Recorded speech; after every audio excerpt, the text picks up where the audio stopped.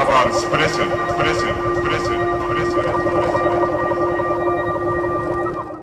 Hello everyone, good evening and welcome to Kavalspressen.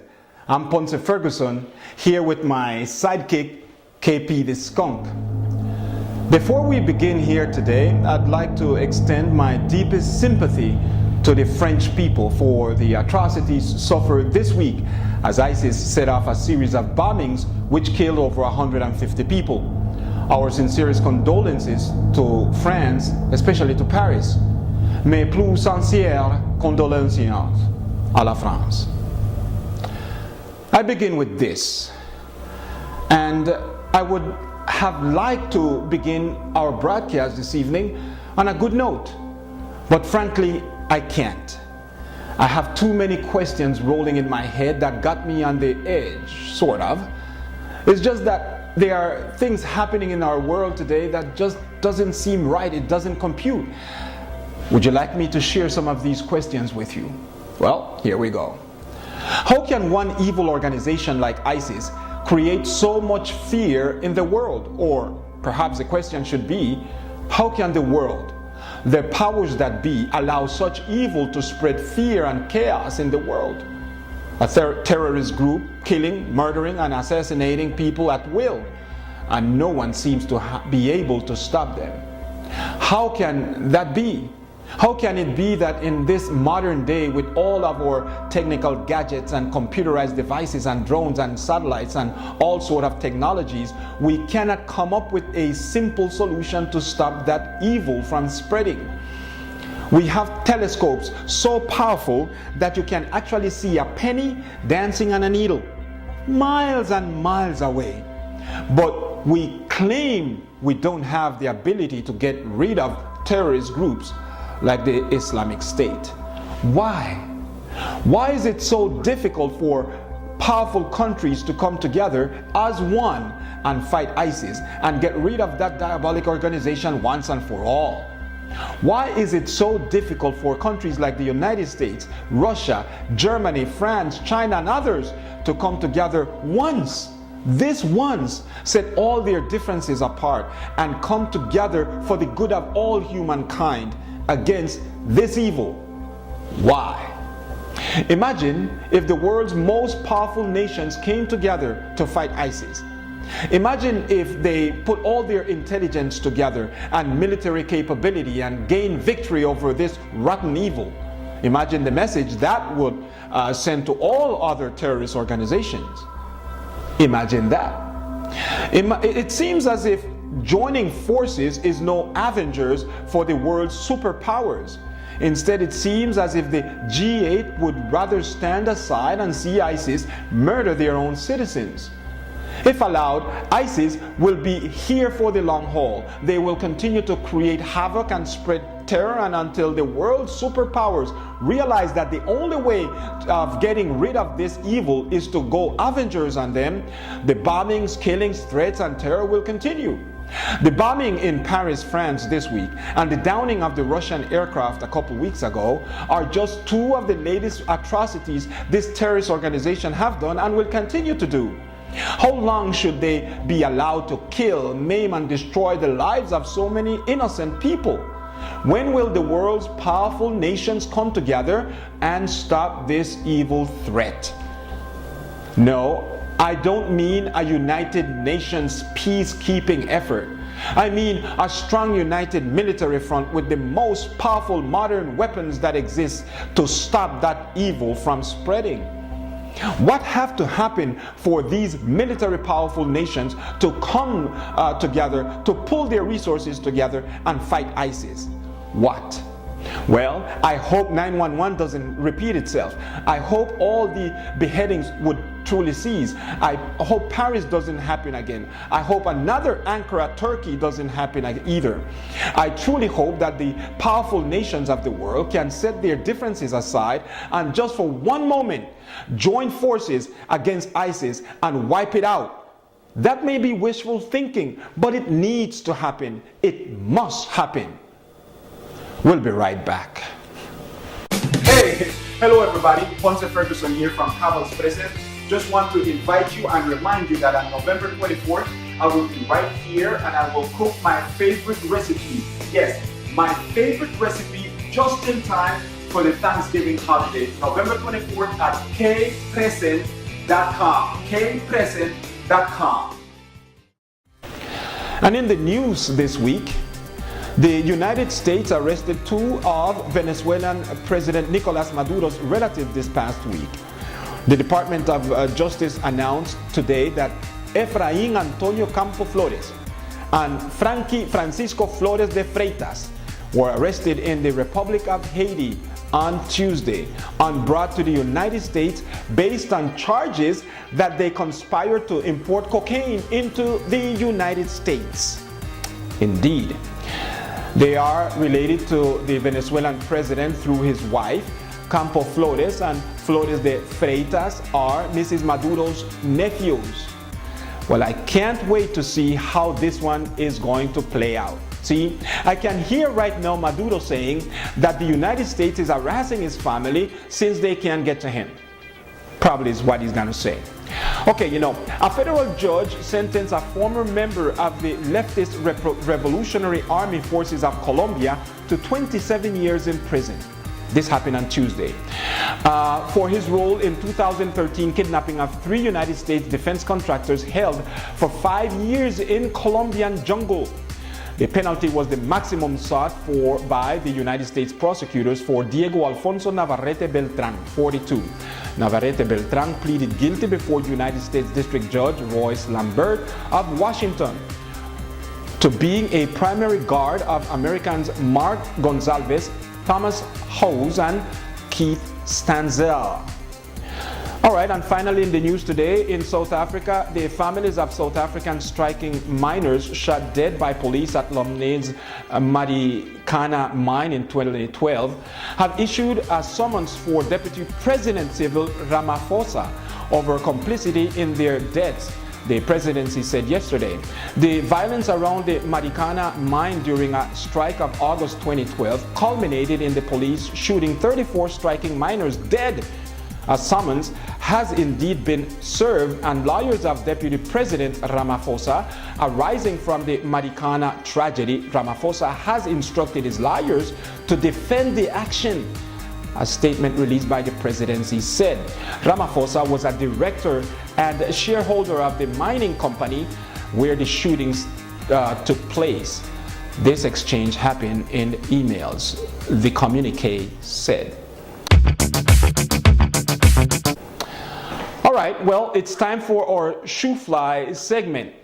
And let me tell you, there is no doubt that this week our Shoe Fly goes to the Islamic State, the infamously known as ISIS, Islamic State. It's just about 2 weeks that have taken down the Russian airplane and that killed 200 people, and then the number of bombings in France, which killed almost 200 people themselves. This group continues to rush havoc throughout the world. Shoe ISIS, or ISIL, or Islamic State, or whatever in the world their name is, they can go die somewhere. Well, poor teachers save the kids. Part 2. In our last episode, we introduced part 1 of our report on the educational system in the United States. I ended by reflecting on how both political leaders as well as parents and school administrators blame teachers for basically everything that happens in the classroom. And won't you know, frankly, even things that happen outside of the classroom too. How teachers become guinea pigs of a sort for everything they are blamed. Everything that goes wrong in the public system, guess what? Is the teacher's fault. Well, now we take a look at poor teachers save the kids. Well, let's look at some data and explore how violence has changed our classrooms and what brought about that change. Up until the 1960s, American school children had pride in their school systems.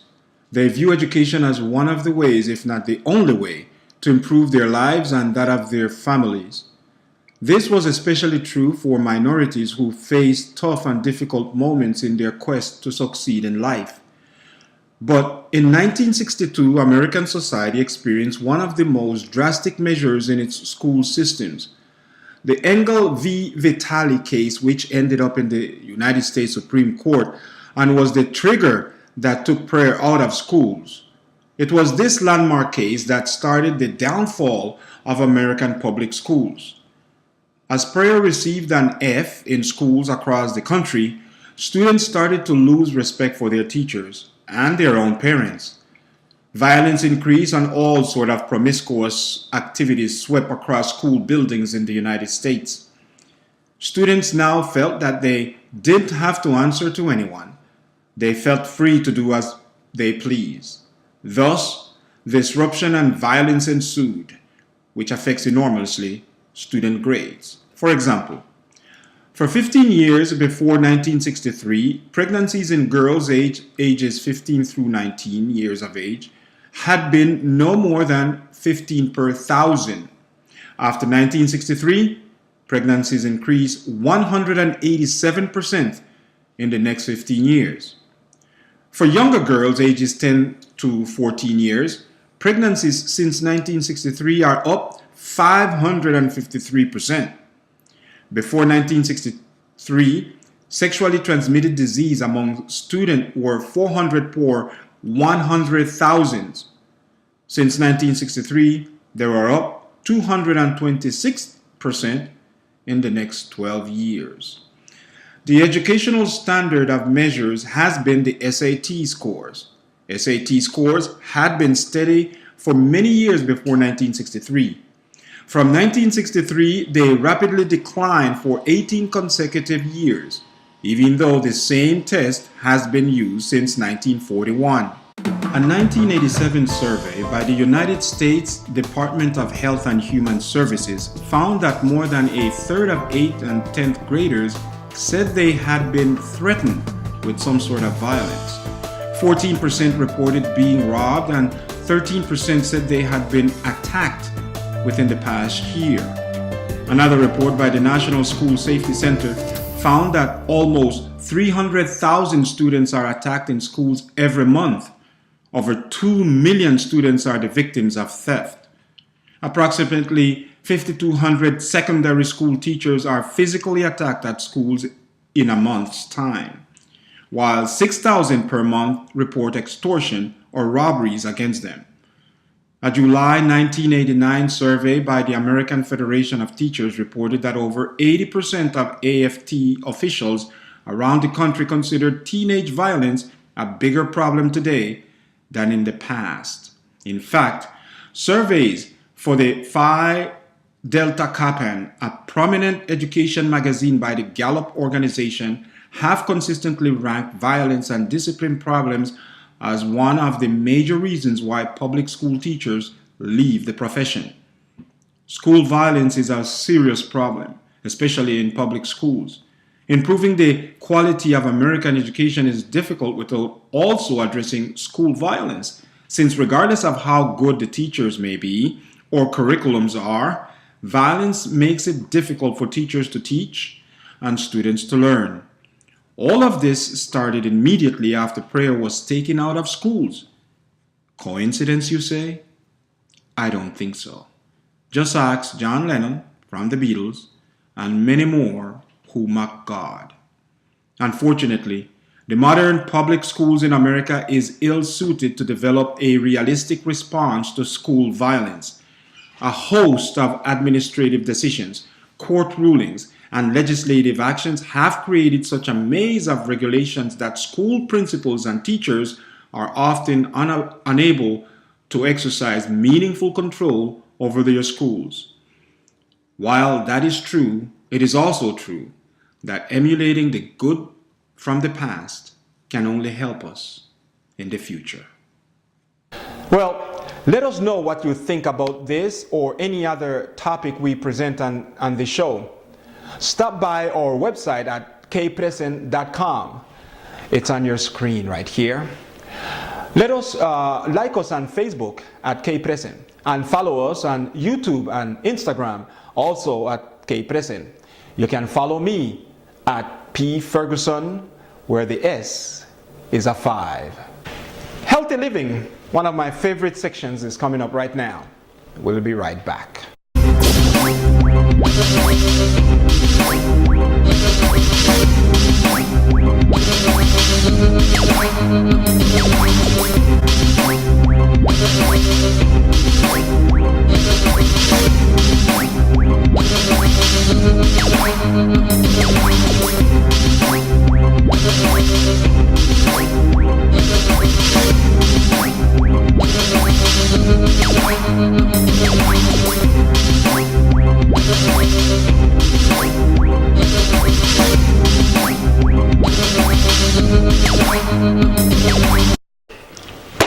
Finally, this.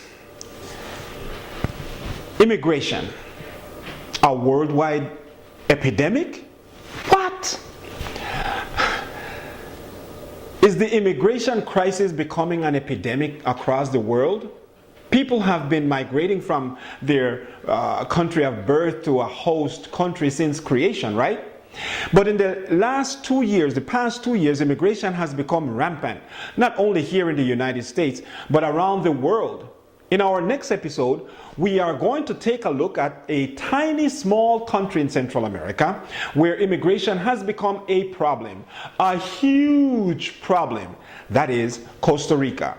With its exuberant beaches, tropical rainforests, and lovely beaches, Costa Rica is facing the same problem the United States and many countries around the world are facing with its constant immigrant influx from neighboring Nicaragua, Haiti, and now Cuba.